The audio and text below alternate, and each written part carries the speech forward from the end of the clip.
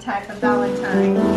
I got a fruity mulberry, which I'm super excited about. A dwarf fruity mulberry. Look up. A little bit busted there. I'll have to cut that off. That's okay. Alright. And what my son is super excited about also is we got bare root strawberries. There they are. Take them outside. Look at that. They don't look like anything right now, but they will. Oh, the bushes are all the way in the bottom. I don't think I can even reach them. Dump them out.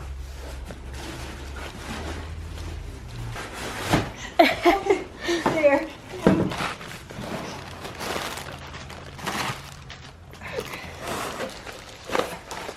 There it is on the blueberry bush. We already have, oh, it's blooming, look. Oh, wow. It blooms pink, it's pretty. So we already have 2 bushes out there, and so now we're adding 2 more. So we're expanding our blueberry bed that me and my son did. Eli loves blueberries and strawberries, so this is his part of the garden that he loves, right, Eli? That's Yep. Blooming too. Wow. Oh, yeah. It's called Sunshine Blueberry and stays really small. You want to go out in front and show him the blueberries we already have? Sure. Come on. To jump on it before it blows away. This is our blueberry / strawberry bed that me and Eli created together many years ago. So this is our little baby blueberry. It's doing pretty good. It got through 2 snowmageddons now, some pretty cold weather that we don't normally have in Dallas, Texas. Obviously this part has gotten in disrepair. Move out of the way unless, yeah, a lot of weeds and the borders falling down. So this is our job this weekend, is to get our strawberry and blueberry bed back into shape. Okay, bare root strawberries are pretty easy after you get them. You just undo them. Keep track of which is which. And then just separate them out so they can get a good drink. And you can see where the leaves are, so those are the tops, obviously. And the rest is the roots.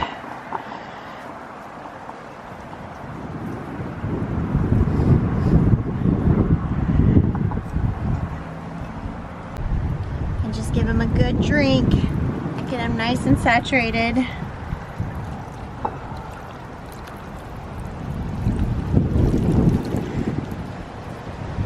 Look at this, you guys!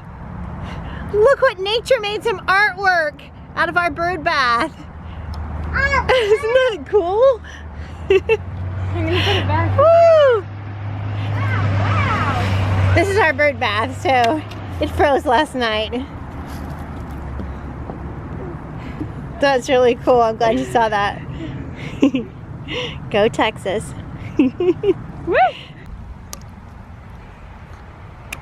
It's pretty cold, huh? For a Texas boy. All right, you guys, I gotta unload this.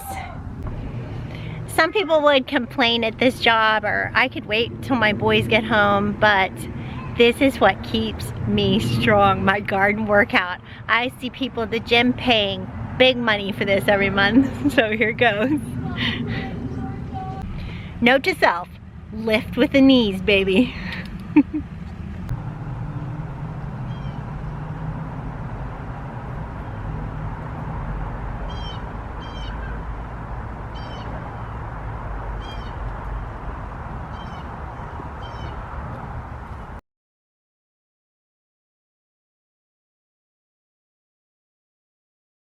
Now you might be saying to yourself, that looks terrible, Dash. But wait till you see what I do with them. Also, you might also be saying, why isn't she planting in that planter that's built on the house? Well, because in the 1960s when they built these houses, they didn't take into consideration that it's Texas and our foundation shifts. So it's not waterproof. So if you plant plants in there and you water them, it goes right into your house. So we've turned it into a little outdoor cafe, complete with a coffee maker and even a new oven. So it's in a little disrepair right now. Oh, here's the cash register for them to ring up the tickets. Like I said, it's a little in disrepair right now because it's been the cold of winter, but in the fall I will have more meals in my cafe. I've had many a great pancake breakfast, mud pie, bark steak, all the great things they serve out here. All right, one step closer to blueberries and strawberries. I don't use my Instapot a whole lot, but in this dish it really shines. This is just going to take a few ingredients. A pork shoulder butt that I bought. It was too big, so I cut it in half, wrapped it in freezer paper. But that'll be perfect.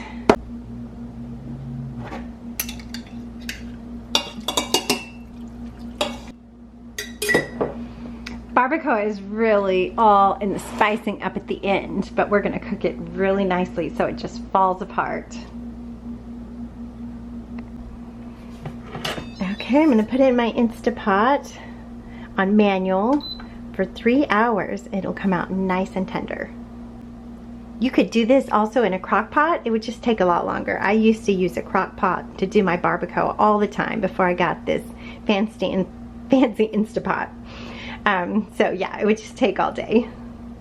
All right, can't wait to get it out and spice it up for you. The magic of barbacoa is all in the spices. You can use the chicken broth to make it just as moist as you need to. And after you have all that great meat, pork or beef, in there, just shred it up really good. Get it all shredded up. And then it's time for the spices. The first and the main ingredient is going to be chili powder. And I don't really use measurements anymore, but if I'm going to estimate for you guys, I would say about 5 to 6 tablespoons of chili powder. And then the next spice is cumin. And you want to use a little bit less of that, maybe 2 teaspoons, I'm going to say, because it can be a pretty strong taste in a dish.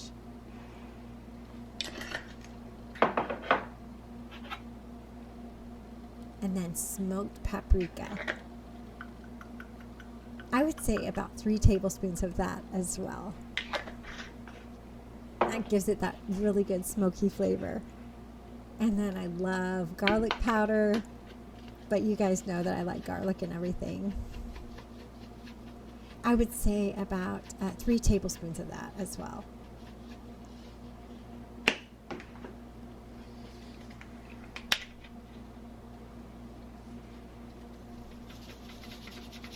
And then, of course, salt to taste.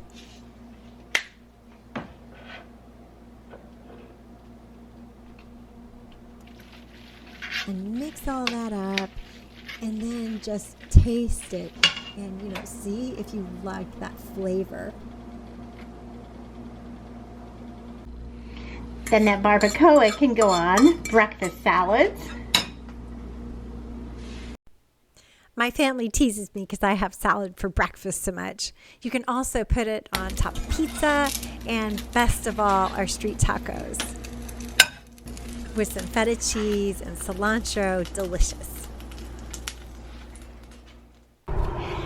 We are taking care of a neighbor's chickens today, and I wanted to show you guys this coop in particular because it is my favorite design of coop.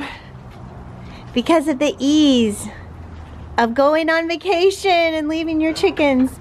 And someone just has to stop every few days and make sure that they've got enough food and water. So we're here to feed and check their water. Aren't they pretty, you guys? I got some helpers. Say hi, Eli. Hello. And the fisherman's with me. Howdy. Our chicken. Aren't they pretty? I hatched these chicks for them. They were all, when I had Duke is the father of these. That's why they all look the same, except for that one. I didn't hatch that one. The black and white one I didn't hatch. And all the others look the same. And they lay a really pretty olive egg. You want to check eggs, Eli? Sure.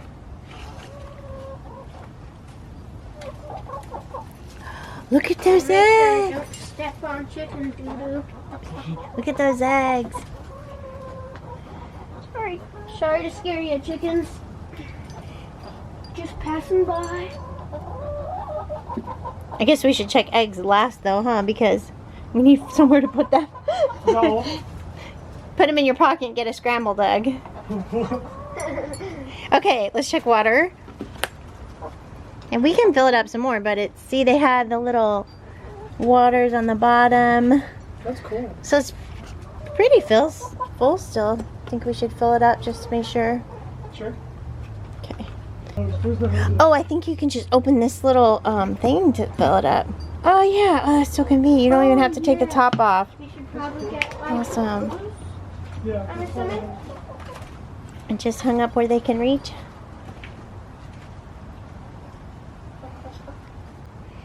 Oh, they still have plenty of food.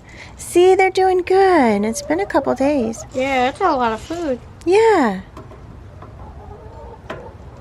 Yeah, again, just hung up on the beam. Show you the roof. They interspersed it with the clear plastic corrugated and the metal corrugated. So it's kind of striped. You have clear plastic, metal to get more light in here. So that chickens will keep laying. No, so we have to take it over there. Okay. So they put a coop in a coop. They got this little coop used, and that is what the chickens roost in. But then they've got their whole area to enjoy. Oh no, you can't come out. Can't come out. Got their whole area safe from predators. You don't have to worry about locking them up at night. I will see if he has the plans for it, because he's an architect, so he might have some pretty sweet plans already drawn up. But yeah, it's my favorite kind of coop, because you don't have to worry about predators at night, locking the door on time like mine. But I mean, if you're just starting out, it might be a little pricey to get all this beautiful lumber, especially nowadays when lumber is kind of expensive. Hello, I'm Eli, and my favorite color is blue. I have a cool trick. I can get on this, and I like to call this move the hair shave. Ah! Oh! These two that you see here are my youngest and my oldest boys. They're actually working on a YouTube channel of their own called 14 Years Apart. I am so proud of them. They have been really intentional about keeping their relationship strong, even with the age difference.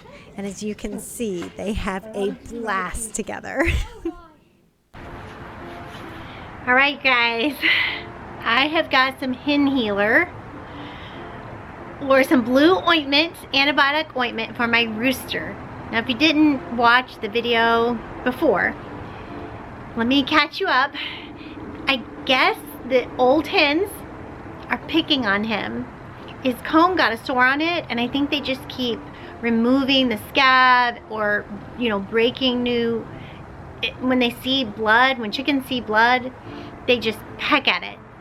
I think it's kind of a survival of the fittest. Like if a chicken is injured, they just take it out. I mean, it's kind of creepy, but so my rooster is really struggling. So the only time I can catch him, I think, is at night. He usually is up on the coop. He gets on the top of the coop with his little flock. He was kind of introduced, I had an old flock of chickens, and then I introduced him with his little harem, so to speak, his chick mates, into the flock. So I think the older hens maybe are picking on him, and it made a scab, and then they just keep opening it. So I'm worried about him. It's been a while that this has been going on, and I've been trying to get out here early in the morning before the light comes up and let him out of the coop so he can get away from them. But it's not really working. He's still getting, the wound is still getting reopened. So my plan is to snatch him off the top of the coop, put some hen healer on him, shove him through the Duke's door into a cage I have in my garage, and isolate him until he heals. So come along with me. This should be interesting. Wish me luck. Oh, you guys, it wasn't recording. Okay, I was able to snatch my rooster off of the coop where he goes at night, and I got him covered. See if I can show you. I got his comb covered with this blue ointment. Ooh, it's like he's got a blue mohawk. Look at that, guys. Okay, that is good. Okay, now I'm gonna isolate him, shove him through Duke's door and isolate him until he heals, because that sore is really bad and I'm worried about it just being opened again and again. So yes, here we go. Let's see if he fits through there.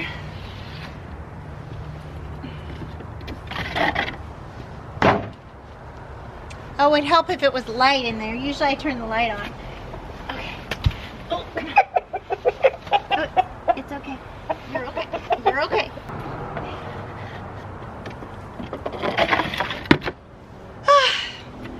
Let's go in the garage and see. I'm not sure any of that video was good. It was so dark and chaotic. But I have got him inside my garage in a cage. So now he can heal. That sore can really heal up. And then I can let him back in the flock and all healed up and better. Ready for action. All right, Rocket, you heal up and rest. Nobody picking on you.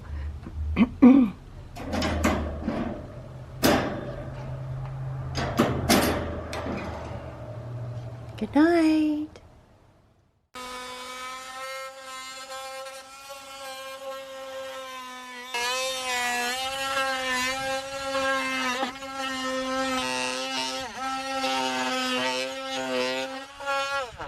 What's really cool about this toy. Wow, you touched it with your finger. Yeah. What's that tool called? That is the multi-tool, oscillating multi-tool, or yeah. Oh, cool. They're very cool.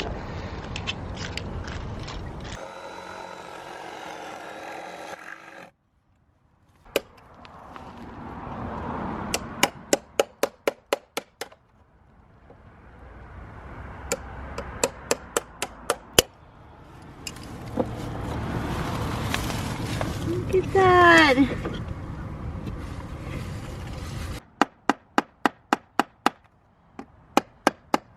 Wow. And just like that, I have a feeder. Just like that. That is amazing. Thank you so much. You're welcome. This is Don, you guys. He's my brother-in-law. Howdy. And my beekeeping buddy. Beekeeping buddy. And master carpenter. That too. Okay, you guys, so some wax moths have moved in. You can see that. And Don was just pointing out to me that I need to recaulk it because it's getting some moisture in there. Repaint it on the top. So here's a wax moth larvae right there. You can see that. Probably shouldn't have left any comb in here. I did leave some old comb with the hive baited up, thinking that sometimes a swarm will move in with the old comb. But the wax moth just came and ate the comb all up. There we go.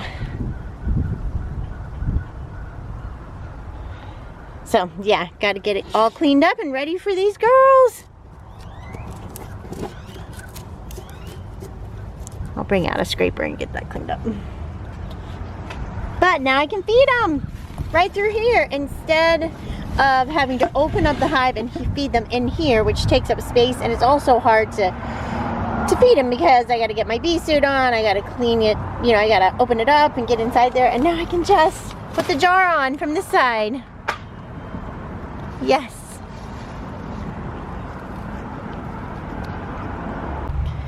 So the way this works is you put the sugar syrup in there, and it has those little tiny holes, and you just put it in there, and the bees can come from inside the hive and drink from the drips of syrup there, and then go back in the hive, and no other bees can drink from this. So that's safe from robbers. So that's the way that works. Yay! So good to get a feeder on this hive. And now I just gotta, next job is just fix up the top a little bit with some more caulking, clean it up, and get it ready for that little group of bees that I got for my birthday. Hey guys, so I promised you that I would show you how to build a fence out of a pallet, because that's a good free option if you're trying to start your garden and you don't have much money to start it with. So one reason that I did the pallet fence is because my city, I have a front yard garden, and my city does not allow wire fences of any type. So you might be able to do a wire fence where you are, and that would of course be the best option. But if you can't do that, or if you don't even have the money to buy the wire, you can get free pallets and cut them down and make a beautiful fence. Now it only lasted about 3 years, so I'm starting to replace it. As you guys saw in the last video, I have replaced this front part, except for that little section there, but this front part is a fence that I built, not out of pallets, and it is, I think, going to hold up a lot better, a lot longer than the other one did. But today we are replacing a gate, which was a pallet, which wore out. So we're going to show you guys how to cut a pallet down and not only make a gate, but each section makes the fence. And so this is still the pallet fence, and it does need to be replaced. But hey, it's held up for 3 years. It was free materials, it was free paint, so can't go wrong with that. Okay, let's get busy. Let's do this. All right, this is the pallet we've chosen, and it fits well. So we're marking where we want the picket lines, the top of the pickets to be.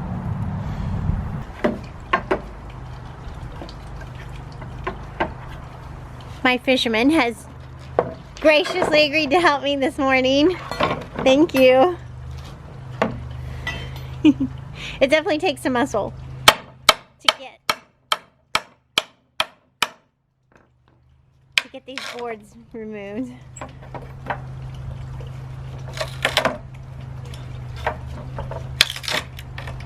So yeah, just remove all the boards off the back. That's the first step.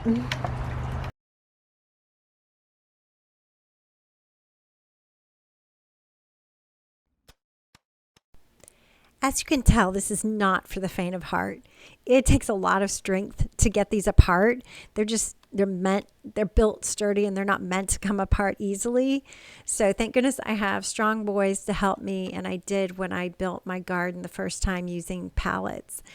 But if I were to do it again, I would probably invest in a pallet tool to bust up pallets that they sell. That would make it a lot easier. It's kind of like a jack lever system. I'll put a link in the description for it. But yeah, you're going to need some muscle for this. I don't want anyone to like order pallets or, gather lots of pallets thinking they're going to make a fence and then not realize how hard it is to really get these boards off the back.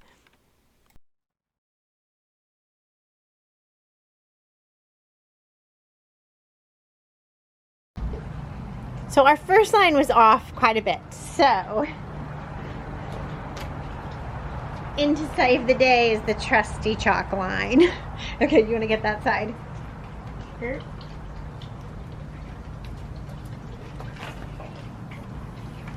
There we go, hold it there.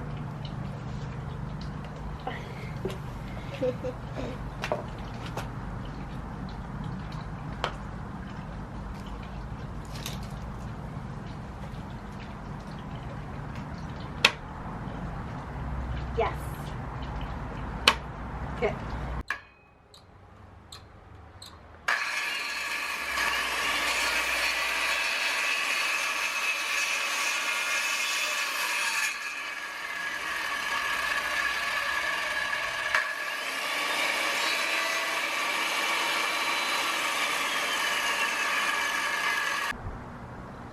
Okay, our saw gave out on us.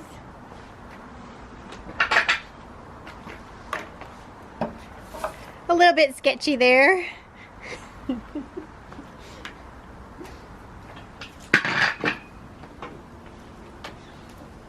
So we got this fancy saw from a neighbor's. And the show goes on.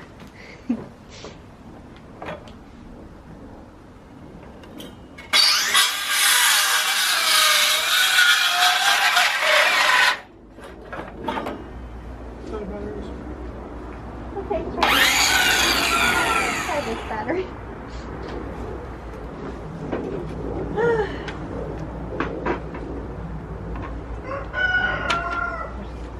And I've got a drill battery too. I think it's charged, so if that goes out, we'll get that. 1 step forward.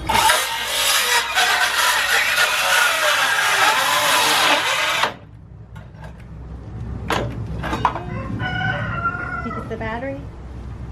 I'll go get my drill battery. I know that it's charged.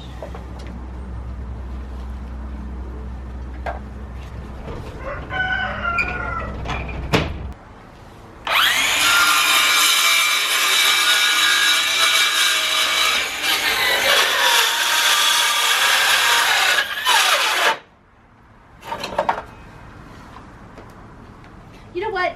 We'll just charge it and then I'll try it again later, okay? Okay.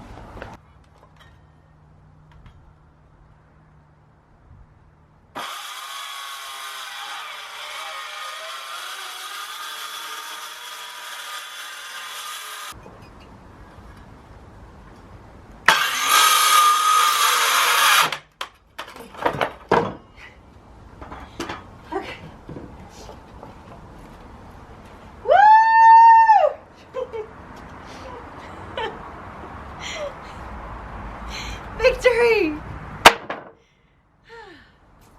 That was much harder than I thought it was going to be.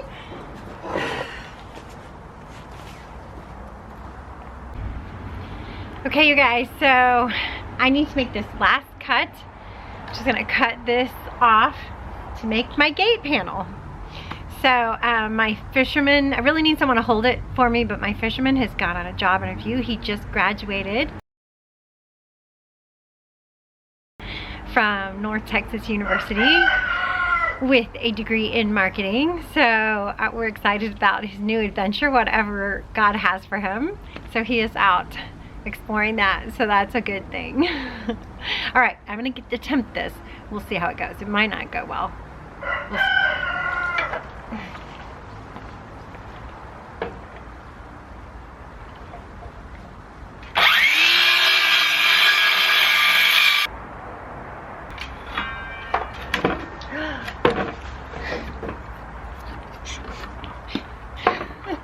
I did it, you guys.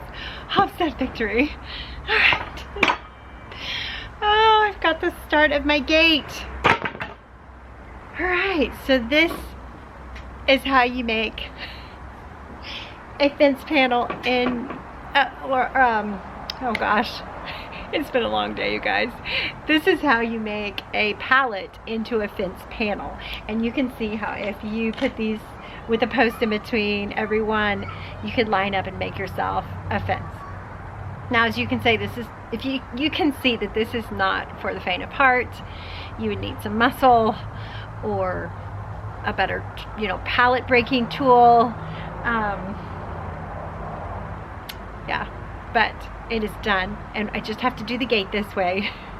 I don't have to do around the whole garden, but we did do the whole garden.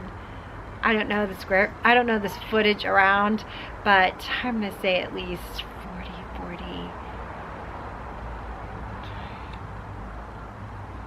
120 feet we did with pallets, with 3 pallets. So where there's a will, there's a way. And if you don't have the money to start your garden, then you're just gonna have to do it on determination and out of the box thinking.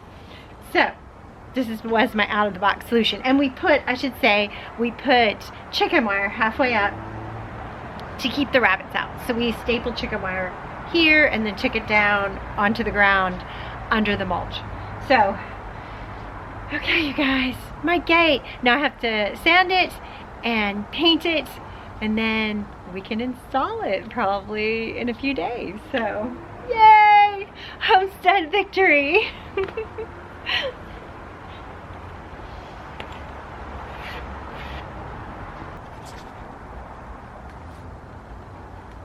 Look at that.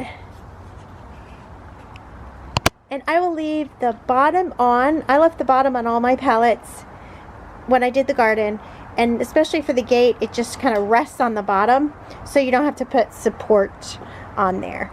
But it can rot if it gets in contact with the mulch or with the dirt, so it can rot. So I don't know, maybe I would have been better off cutting off the bottom and making the panel without the bottom and lifting it up off the ground a little bit. I honestly think that would be a better idea. So just cutting off the planks here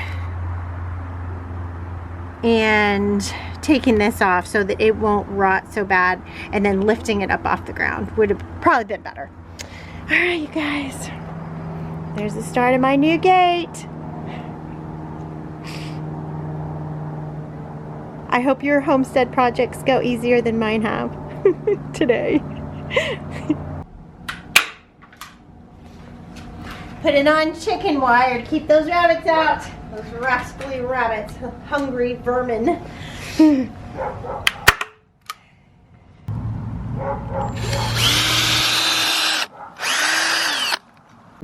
We're gonna make this a rabbit-free zone.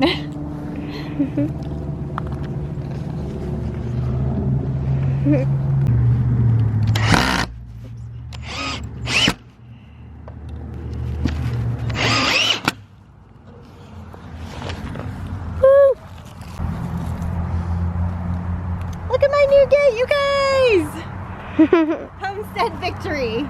Yay! And you did the Spider-Man? Show me the Spider-Man. Spider-Man is this.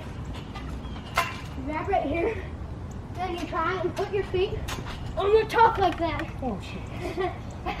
Oh, hello! Oh, I wish I had one. Okay.